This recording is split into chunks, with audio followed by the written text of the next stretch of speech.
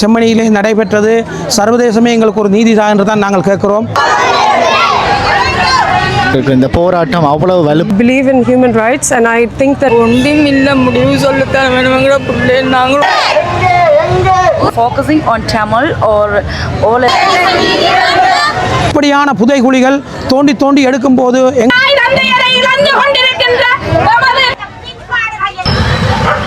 உறவுகள் அனைவருக்கும் வணக்கம். நாங்கள் நிற்கிற இடம் இன்றைய தினம் கிட்டு பூங்காவில் நிற்கிறோம். இந்த கிட்டு பூங்காவில் இன்றைய தினம் ஒரு கையெழுத்து போராட்டமும் ஒரு பேரணி ஒன்று இடம்பெறுப்பது, அதாவது செம்மணியில் இந்த தூண்டப்படுகின்ற எலும்புக்கூடுகள் 100க்கும் மேற்பட்ட எலும்புக்கூடுகள் கிடைக்கப்பட்டிருக்கு. அதோட நிறைய பேர் அம்மா அப்பா சகோதரம் என்று நிறைய பேரை இழந்து இந்த இனப்படுகொலைக்கு பிறகு நிறைய பேர் நிறைய போராட்டங்கள் செய்தும் அவர்களுக்கான தீர்வுகள் இன்னும் கிடைக்கப்பெறல.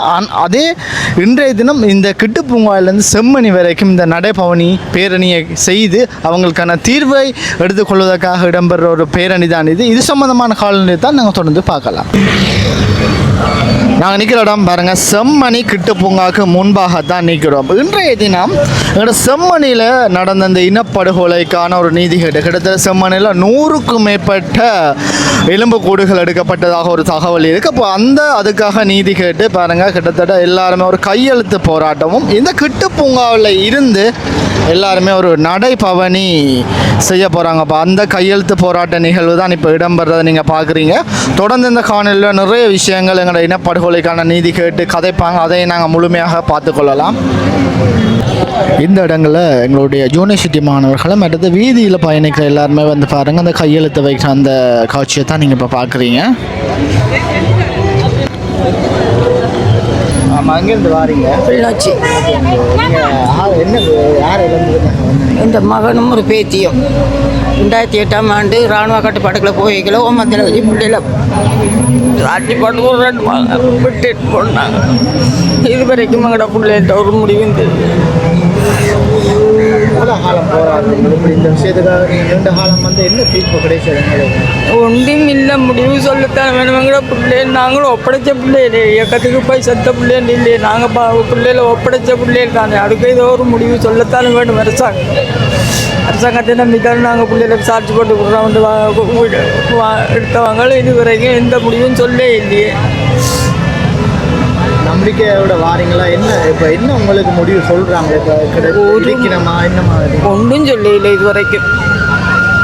தொடர்ந்து நீங்கள் போராட்டத்தான இடையில மரண செடிக்கிறதுக்கு பதிய வந்தாங்க, நாங்கள் அதுக்கு ஒத்துக்கொண்டே இல்லை. எங்களுக்கு மரணம் செடிக்கணும், எங்களோட பிள்ளை என்ன முடிவை சொல்லுங்க மாட்டோம். உங்களுக்கு முடிவு கிடைக்காம அந்த மரண சர்டிஃபிகேட் தான் அவங்கள்ட ஆட்சிகளும் அவங்க நினைக்கிறது தானே நடக்கும். அரசாங்கத்தில் கட்டுப்பாடுகளும் அவங்க எது நினைக்கிறாங்களோ அதுதானே நடக்கும். இன்றைய தினம் இந்த போராட்டத்தில் கலந்து கொண்டு ஏதாவது தீர்வு கிடைக்கும் என்று எதிர்பார்த்தீங்களா? இந்த மாதிரி நாங்கள் இதை மாதிரி எங்களோட காலமே இந்த போராட்டத்திலே எங்களோட உயிர் போகுது. என்ன முடிவு சொல்கிறாங்கன்ட்டு எங்களுக்கே தெரியாமல் கிடக்குன்னு. நிறைய பேர் நிறைய விஷயங்கள் இழந்து அப்பாவை இழந்தவங்க சகோதரத்தில் எனக்கு ஒவ்வொருவரையும் பார்க்க எங்களுக்கு கவலையாக இருக்குது. கண்டிப்பாக ஏதாவது ஒரு தீர்வு ஒன்று கிடைக்கும் நம்பிக்கையோட உங்களோட போராட்டத்தோட. ஐயோ, எங்களோட பிள்ளையில எங்களுக்கு எந்த வசதி ஒன்றும் வேணாம். எங்களுக்கு எங்களோட பிள்ளையில உயிரோட தந்தா காணும். எங்களுக்கு அதுதான் முக்கியம். எங்களுக்கு வேறு ஒன்றும் வேணாம். எங்களோட பிள்ளையில தந்தா காணும். எனக்கு ஒரு பிள்ளையும் ஒரு வேற பிள்ளையும் இல்லை. இந்த பொடியனும் சர்வதேச நீதி கோரி கையெழுத்து போராட்டம் பாருங்கள். அந்த பவனி போகிறதுக்கான வாகனங்கள் எல்லாமே ஒழுங்கமைக்கப்பட்டிருக்கிறதே எங்களால் அவதானிக்கக்கூடிய மாதிரி இருக்கும். அதோட வீதியோரத்தில் வர எல்லாருமே எங்களுடைய மாறிச்சு அந்த கையெழுத்தை வைப்பதற்காக கேட்குற விஷயத்தையும் நீங்கள் பார்க்கக்கூடிய மாதிரி நிறைய மக்கள் கூட்டம் இந்த விடயத்துக்காக இந்த போராட்டத்துக்காக கலந்து கொள்கிற காட்சியை நீங்கள் பார்க்கலாம். இந்த இடங்களில் பாருங்கள், அவங்களோட காணாமல் போன சிறு வயதில் காணாமல் போனவங்களுடைய புகைப்படங்களை வைத்து தனீதி கேட்டு நிற்கிற அந்த காட்சியை தான் பார்க்குறீங்க. அவருடைய அண்ணாவாக இருக்கலாம், இவங்களுடைய மகனாக இருக்கலாம், சித்தப்பாவாக இருக்கலாம், அப்படி நிறைய பேர் தங்களுடைய சிறு வயதில் தொலைந்த அப்பாவை இழந்தவர்கள், அம்மாவை இழந்தவர்கள், அண்ணாவை இழந்தவர்கள் என்று நிறைய பேர் அவர்களுடைய சிறு வயது புகைப்படங்களை வச்சு இந்த இடங்களில் நீதி கேட்டு நிற்கிற காட்சியை தான் நீங்கள் பார்க்குறீங்க. பாருங்கள்,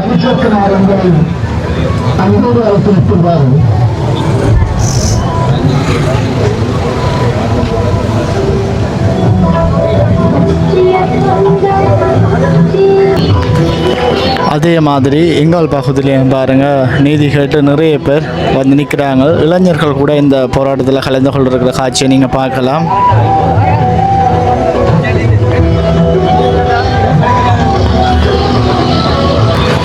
இந்த இடங்களில் வீதியில் போகிறவங்க கூட அந்த கையெழுத்து போராட்டத்தில் கலந்து கொள்கிற காட்சியை தான் நீங்கள் பார்க்குறீங்க.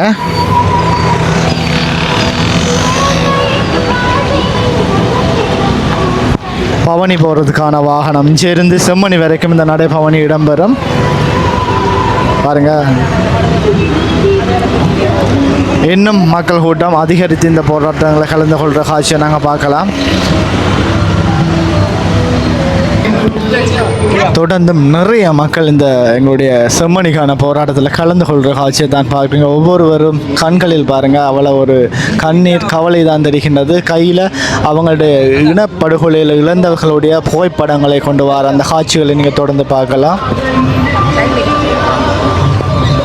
தொடர்ந்து மக்கள் கூட்டம் அதிகரித்து கொண்டிருக்கு. இந்த போராட்டம் அவ்வளவு வலுப்பெறும் என்று நினைக்கிறேன். இன்றைய நாள்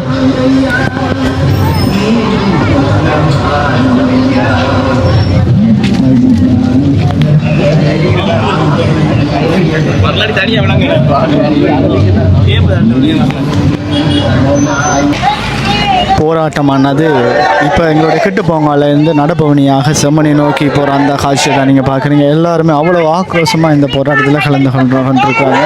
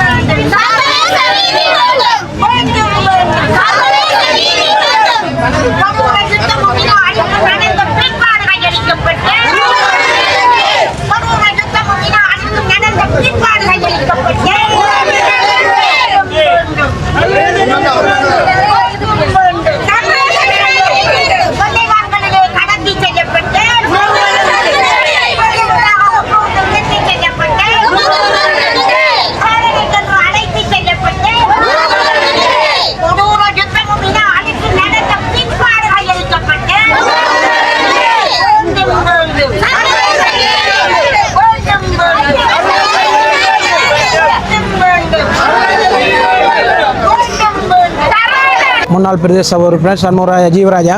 இன்று கிட்டுப்பூங்காவிலிருந்து செம்மணி நோக்கி நகர்வதற்கான மக்கள் இன்றைக்கு செம்மணியிலே நடைபெற்றது. சர்வதேசமே எங்களுக்கு ஒரு நீதிதான் என்று தான் நாங்கள் கேட்கிறோம். 177 எலும்புக்கூடுகள் இன்று எடுக்கப்பட்டிருக்கிறது. இன்னும் எத்தனையோ எலும்புக்கூடுகள் இன்னும் இருக்கிறது. யார் என்று அடையாளம் தெரியாமல் எங்கள் உறவுகள் இந்த மண்ணிலே புதைக்கப்பட்டிருக்கிறது. உண்மையாகவே உலக வரலாற்றிலே தீவு பகுதி என்றால் இலங்கை தீவிலே தான் இப்படியான புதைகுழிகள் தோண்டி தோண்டி எடுக்கும்போது எங்கள் காணாமல் போன உறவுகள், எத்தனையோ கடத்தப்பட்ட உறவுகள் இன்று மண்ணுக்குள்ளே தான் இருக்கிறார்கள். இன்றைக்கு எத்தனையோ நாளாக இந்த போராட்டங்கள் நடைபெற்றிருக்கிறது. ஆனால் நாங்கள் உள்ளக விசாரணை வேண்டாம், சர்வதேசமே தான் எங்களுக்கு நீதி வேண்டும். சிங்கள ஆட்சியாளர் மாறி மாறி வரும்போதும் பொய்யான பிரச்சாரங்களை செய்து வருகிறார்கள். உங்களுக்கு நீதி தருவோம் என்று இந்த அனுரா அரசும் எத்தனையோ பொய் பிரச்சாரம் செய்து இந்த நாட்டிலே எத்தனையோ பொய்யான தகவல்களை கொடுத்து ஆட்சி பீடம் ஏறி இன்றும் அவர்களும் அதே இதுதான் நடந்து கொண்டிருக்கிறது. ஆகவே தென்னிலங்கையை நம்பி, தென்னிலங்கை அரசியல்வாதிகளை நம்பி நாங்கள் ஒரு போராட்டம் செய்யவில்லை. சர்வதேசமே எங்களுக்கு ஒரு நீதி தான் என்று தான் கேட்கிறோம். சர்வதேசம் எங்களுக்கு கட்டாயம் ஒரு தமிழனுக்கு ஒரு நீதி தந்து தமிழராக ஆளக்கூடிய ஒரு நீதி வேண்டும் என்று தான் நாங்கள் சர்வதேசத்திடம் மண்டியிடுகிறோம். ஆகவே இந்த போராட்டம் காலங்காலமாக தொடர்ந்து கொண்டே இருக்கும். எங்களுக்கு நீதி எப்பொழுது கிடைக்கும் வரைக்கும் தமிழர்களுடைய போராட்டங்கள் சர்வதேசத்தை கண்காணிப்பிலே இருக்க வேண்டும் என்பதே கேள்விக்குறி. இன்றைக்கு நாங்கள் ஒரு மூடிய சிறைச்சாலையில் தான் இருக்கிறோம். ஒரே விசாரணை, டிஐடி விசாரணை, சிஐடி விசாரணை, என்ஐவி விசாரணை, போலீஸ் விசாரணை. அதிகமாக கதைத்தால் நான் குறிப்பாக இந்த 25ஆம் தேதி நான் டிஐடிக்கு அழைக்கப்பட்டேன். இப்படியான விசாரணைகள் தமிழர்களில் இருக்கிறது. சர்வதேசமே நீங்கள் இந்த இலங்கையிலே பிரச்சனை தீர்ந்தது என்று மட்டும் நினைக்க வேண்டாம். சர்வதேசம் எங்களுக்கு ஒரு நீதியான தீர்ப்பு மக்களுக்கு தர வேண்டும் என்பதே எனது கருத்து. நன்றி. தொடர்ந்தும் நிறைய மக்கள் இந்த போராட்டத்தில் கலந்து கொள்வது எங்களால் பார்க்கக்கூடிய இருக்கும். எங்களுடைய யூனிவர்சிட்டி மாணவர்கள் மற்றும் மக்கள், அவங்களுடைய அப்பா அம்மா இழந்தவர்கள், இப்படி நிறைய பேர் பாருங்கள் இந்த போராட்டத்தில் கலந்து கொள்கிறாங்க தங்களுடைய நீதியை கேட்டு.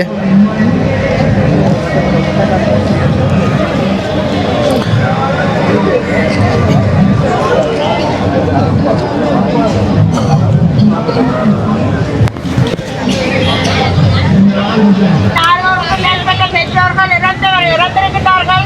அவர்களுக்காகத்தான் நாங்கள் இந்த நிகழ்வை இதில் செய்ய போகின்றோம். நன்றி.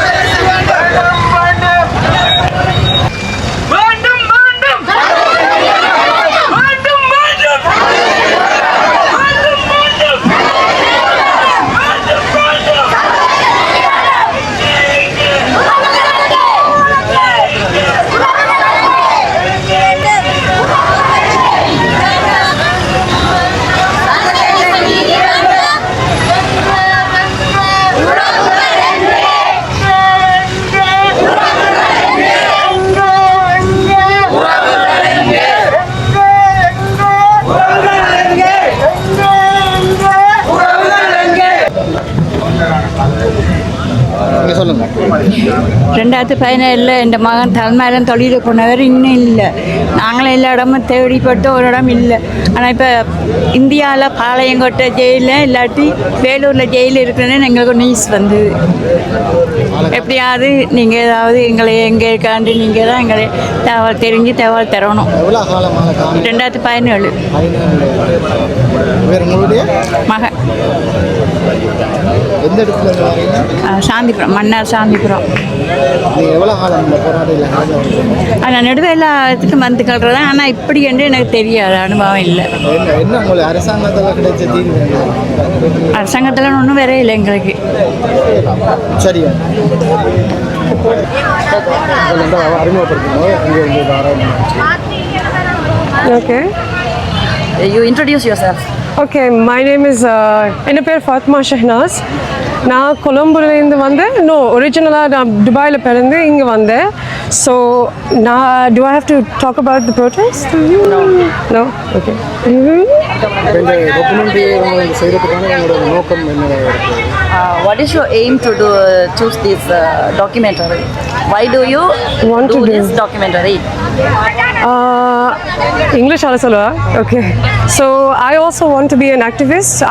I believe in human rights, and I think that people deserve to have their voices heard.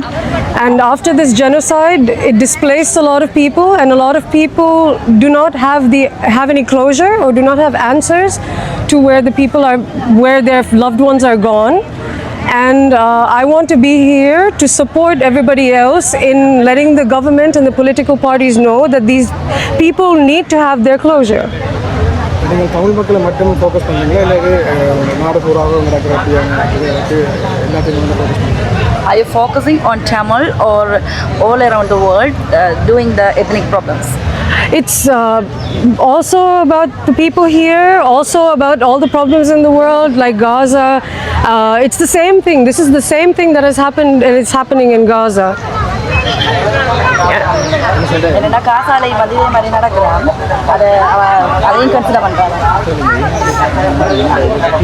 தமிழர்களுக்கு நடந்த இன அழிப்பு தொடர்பாக உங்களுடைய கருத்து என்ன? உங்களுக்கு தேதி வந்து கிடைக்குமா சொல்லுங்க. What is your opinion about this ethnic problem, and do you hope about this government? I have a little hope about this current government, but the thing is, I feel like this problem should be addressed as soon as possible. It's been 16 years and people are still searching for their loved ones and their questions are unanswered. If I was in this position, I would be devastated. So I hope the government and the political parties do something about this. இன்றைக்கு நீங்கள் இந்த போராட்டத்தில் வந்து கலந்து கொண்டு என்ன மாதிரியான விஷயங்களை கண்காணிக்க இருக்கிறீங்க? What activities you consider in this area? Activities? The humans activities. How do you feel like that? How do I feel the emotions? Yeah. I feel like this is a very good way to bring, because look at all the people, they've come from different cities, different districts, they're all in one place and they're protesting for the same reason. So I think it's beautiful actually. இங்கேயும் வந்து பல்வேறு இன அழிப்பு தொடர்பான பல்வேறு விதமான படைப்புகளை வந்து செய்கிறதுக்கு முன்வருகிறோம். நீங்கள் வந்து அவர்களுக்கு பல்வேறு விதமான எதிர்ப்புகள் அதே மாதிரி பல போராட்டங்களுக்கு மத்தியில் அதை செய்யணும். உங்களுக்கு என்ன மாதிரியான தடைகள் இந்த செய்கிறதுக்கு ஏற்பட்டிருக்கோம்? These people attacked by the against party to make this protest. Do you feel any against problem to come here? The same problem again? No. Do you feeling any struggling to come here? I hope there's no struggles and I hope there's no other problems that come. There are a lot of policemen around, but so far it seems safe. I didn't have any problems getting here. And I hope it stays safe. இலங்கையில் இருந்து இப்படியான படைப்புகளை செய்ய வர ஒரு மாணவர்களாக இருக்கலாம் அல்ல வேறு நாட்களுக்கு நீங்கள் என்ன கேட்க சொல்ல விரும்புகிறீங்க முக்கியம்? Do you like to say anything to students or anyone come from other countries and do some researches or documentaries like this, like your friend? Yes, I believe everybody should make this this issue on a global scale where everyone knows what's going on in Sri Lanka. So just like the people I know who are making documentaries about this, I think everybody else should also make documentaries as well as do research. Even I'm currently like checking up on like the articles and everything, because this should be a known issue that this is happening here.